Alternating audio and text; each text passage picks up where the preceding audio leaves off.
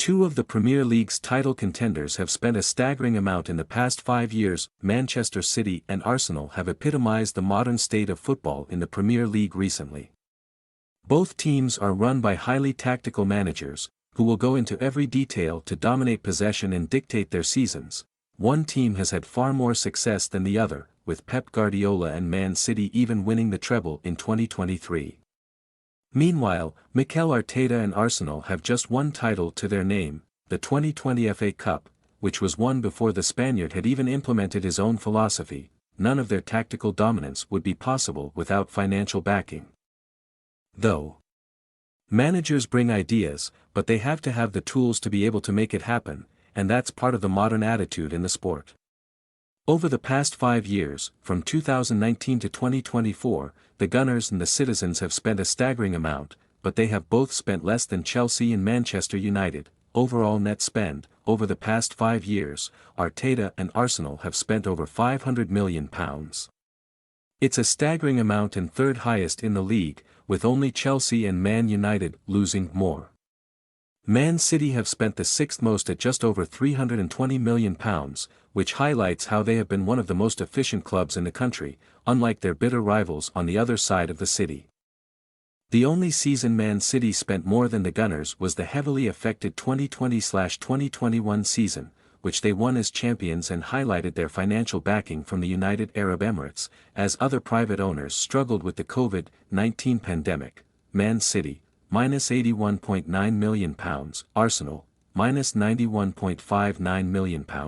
Cast your mind back to the 2019-2020 season, one of the weirdest campaigns of all time. Liverpool won the Premier League title for the first time in the club's history, finishing on 99 points ahead of an underwhelming Man City side.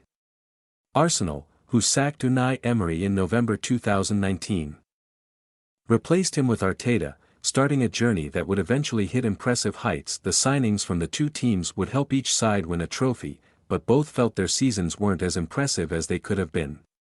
Man City won the Carabao Cup whilst Arsenal won the FA Cup behind closed doors. The Citizens' signings of Rodri and João Cancelo caught the eye of fans, with the Spaniard in particular going on to become one of the club's greatest ever players of the modern era. Meanwhile, Arsenal didn't have the same impact, signing Nicolas Pepe for £68 million. He went on to become one of the most expensive mistakes in the club's history, but their second most expensive signing. William Saliba eventually became one of the league's best centre-backs, even if it took several loan spells for him to realise his potential. Man City, minus £93.5 million, Arsenal, minus £57.14 million. The following season, Man City were back on top, cruising to the Premier League title in the second half ahead of bitter rivals Man United. Finishing on 86 points wasn't their most impressive campaign, but it was still a comfortable gap to second place. They also won the Carabao Cup by beating Tottenham Hotspur 1-0 in the final, yet they missed out on Champions League glory once again, losing 1-0 to Chelsea in Portugal.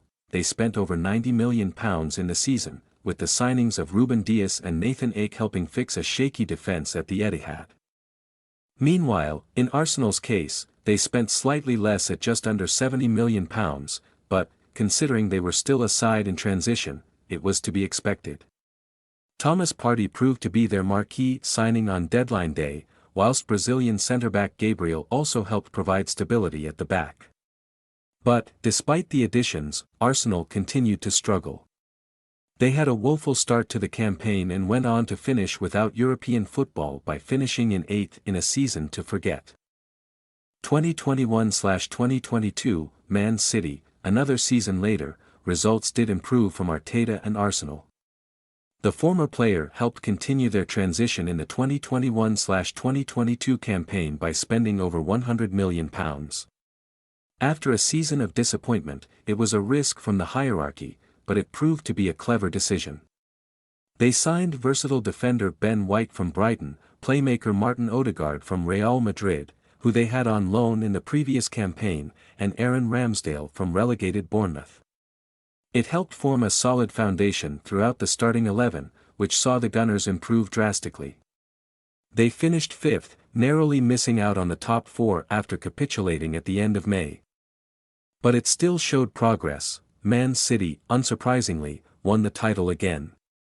They didn't win any other trophies, blowing a path to the Champions League final against Real Madrid, but their signings proved effective. Their marquee signing was Jack Grealish. They also wanted to sign Harry Kane, but it didn't prove possible to negotiate with Daniel Levy. Coupled with the high-profile sales of Ferran Torres and Angelino, Guardiola's side only had a net spend of just under £40 million, drastically less than the Gunners.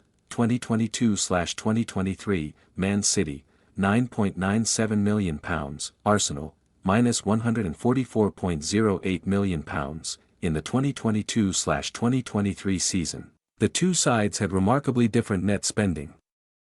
Man City made a profit by selling Raheem Sterling to Chelsea and the joint sale of Gabriel Jesus and Oleksandr Zinchenko to Arteta's Arsenal. It was always going to be a risk selling to a direct rival, and it didn't work out too well.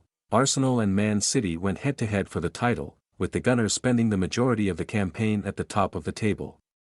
However, as the pressure rose, they fell to the occasion, losing twice to the Citizens in a matter of months to hand over the reins to Guardiola's side for yet another season. The signing of Erling Haaland proved to be the most effective, as the world-class striker broke the record for the most